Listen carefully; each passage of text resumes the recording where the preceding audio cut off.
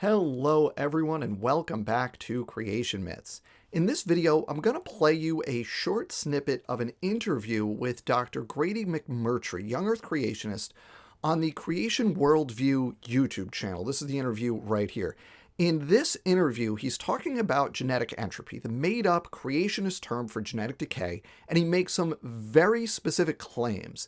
And let me tell you, this is some of the most out-there stuff I have ever heard a creationist claim. So check it out, and then we will talk about it. Grady, I know you and I have talked about this before. We've talked about it on the show before, but I think it's time for maybe a little bit of a primer for our audience as it relates to genetic entropy. Help us understand this genetically, what the evolutionary perspective is about what's been happening with humans genetically, supposedly, compared to what the biblical perspective of what's been happening to humans since Adam and Eve and what we can glean from that.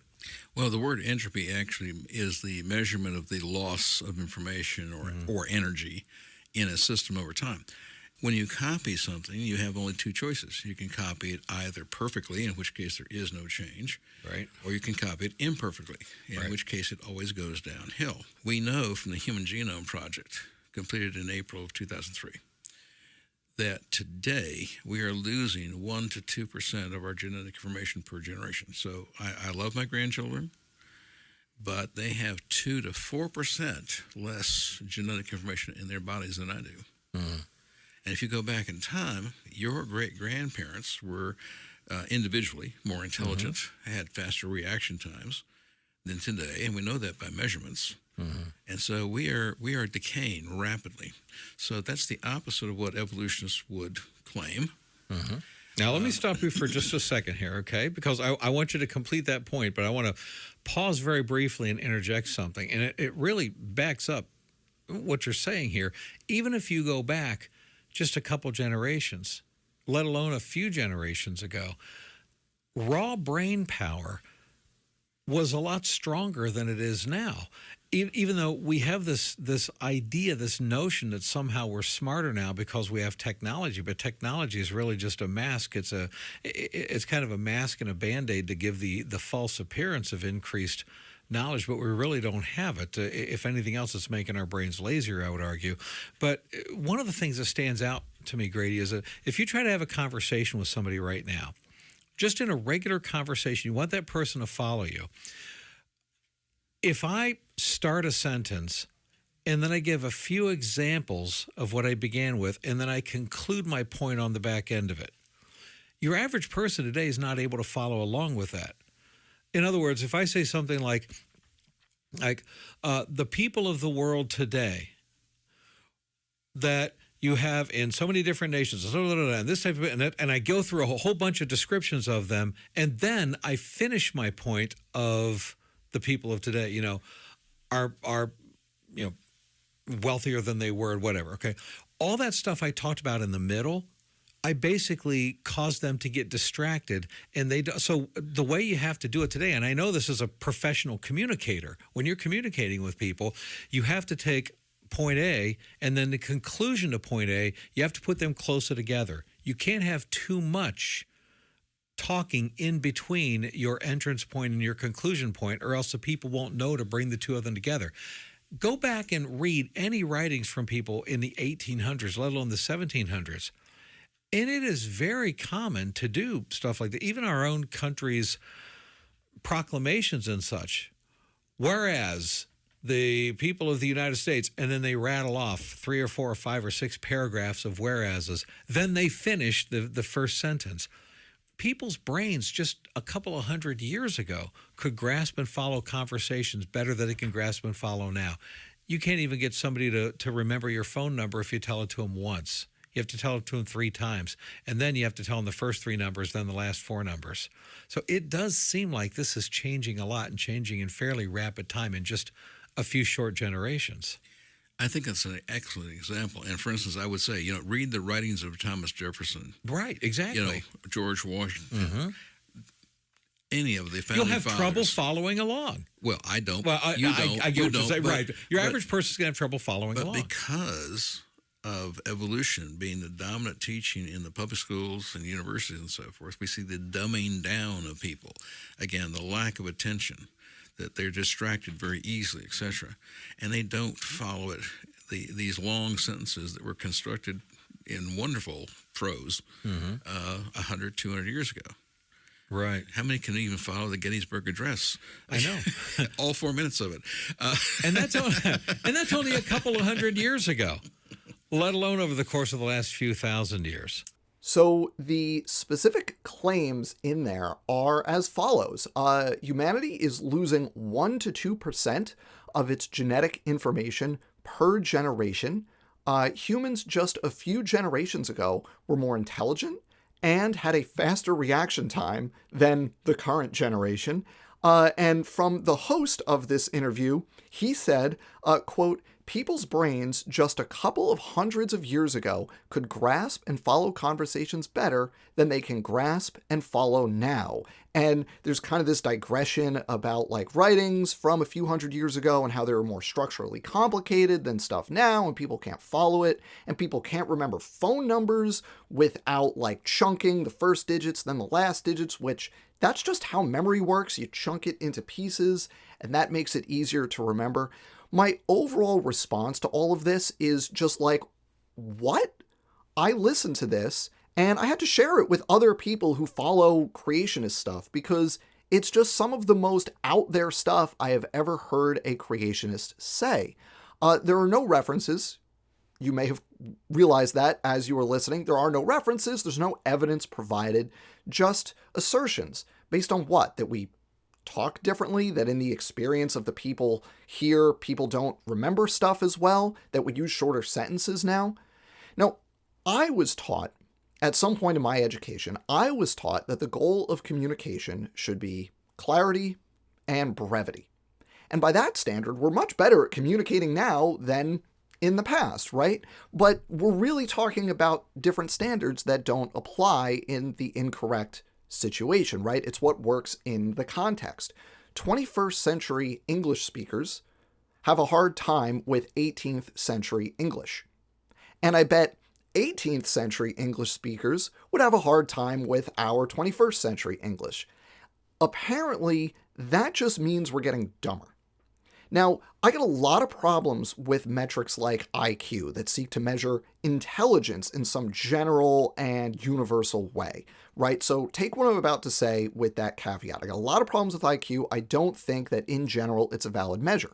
But we have direct observations. There's this phenomenon called the Flynn effect, where IQ scores are going up, right? Regardless of whether that's measuring intelligence, I don't think it is, or some other thing that definitely has like some cultural kind of specificity to it, which I think is the case. Whatever you think of IQ, you can't deny the fact that like it's going up. So, I mean, I would love for the creationists who make these claims to provide some evidence at some point at all for these extremely specific and frankly bonkers claims, right?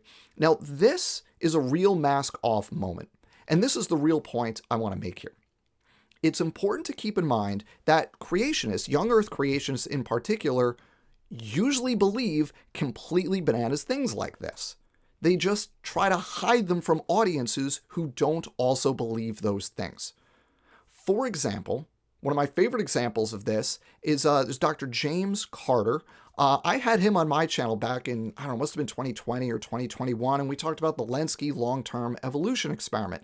And then at some point after our conversation, he was on a live stream on a creationist channel, and he said on that conversation, he believes, and I'm paraphrasing, but he believes that people who teach evolution, again, I'm paraphrasing the wording here, they are either literally possessed by demons or they're under the influence of demons, something to that effect. Right? And he meant this literally, not metaphorically. This is an actual kind of metaphysical thing that he believes about people like me who teach evolution, right? And I'll give you one more example of this, that how creationists will sometimes take the mask off, and then we'll talk about why it matters, right? And the last example I'll give you is from Dr. Nathaniel Jeanson from Answers in Genesis. Now, if you know anything about Nathaniel Jeanson, he tries to present himself as respectable and scientific and like actually advancing the science of young Earth creationism. Now, in an article written for the fake Answers in Genesis journal, Answers Research Journal, he wrote something that kind of pulls the curtain back on that presentation, right? So this article was titled, quote, "On the Origin of Eukaryotic Species Genotypic and Phenotypic Diversity, Genetic Clocks, Population Growth Curves, and Comparative Nuclear Genome Analysis Suggest Created Heterozygosity in Combination with Natural Processes as a Major Mechanism." Whew, okay, that is a mouthful of a title, but basically this is about this mechanism of speciation that Jeanson hypes called the CHNP model, Created Heterozygosity and Natural Processes.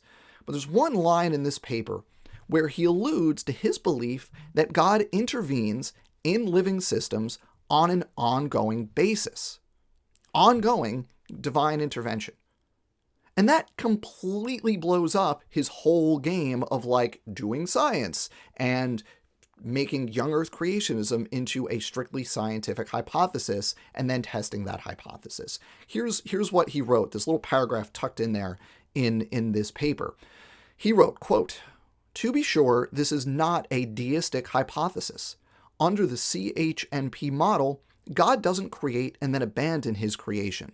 Rather, the CHNP model recognizes that God is actively involved in his creation, providentially upholding it to this day, and the model recognizes that God works via means, including via the environment and the natural processes that he supernaturally designed and upholds."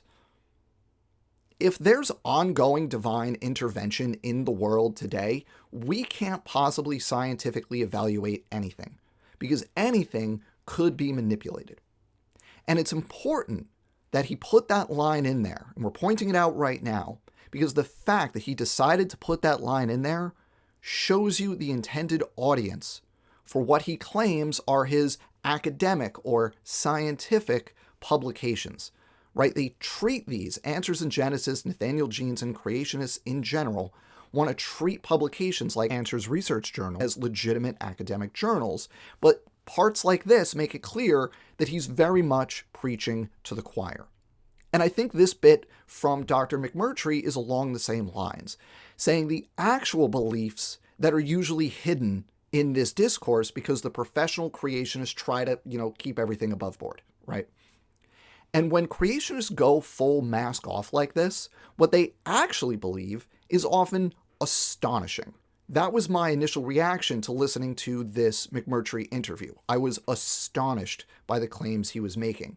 And that's my real point here. This snippet is completely off the rails in its own right, but it's also a peek under the hood, a reminder that despite the facade that the creationists usually try to maintain, it really is a completely off-the-wall set of beliefs that if you were to describe it to somebody who's not already in the club, it's gonna sound crazy, right? Because you're talking about things like a 2% decline in intelligence every generation, or literal demonic possession leading people to teach evolution.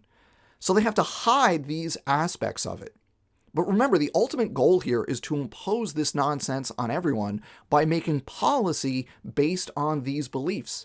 As I sit here recording this in April of 2025, that's one of the things that's going on right now in the United States. And that's why I'm pointing it out. That's why this matters. It's not about whether someone believes the world is 6,000 years old or 10,000 years old or 4.5 billion years old. It's about the other things that go along with that belief and the danger to society and the danger to actual people posed by those beliefs when the people who hold those beliefs gain power and try to impose them on everybody. So keep that in mind, everybody, when we're dealing with creationism, whether it's young Earth creationism or, intelligent design that's trying to hide the ball and pretend they're not actually creationists, whatever flavor of creationism we're dealing with, remember, it is a political project first and foremost. The scientific arguments are bad, and we can debunk those scientific arguments. There's no evidence for them. They fly in the face of basic things that we know about, for example, population genetics, but that doesn't actually matter. because making these arguments is about strengthening the in-group bond and then imposing what they want to impose on everybody else. Keep your eye on the ball, keep your eye on why this matters, and find ways to push back against it. Thank you for watching. Please remember to do all the algorithm things like subscribe, share, comment. Consider becoming a channel member. You get access to my pre-recorded videos right away if you are a member. Thanks for watching, everybody, and as always, don't get fooled.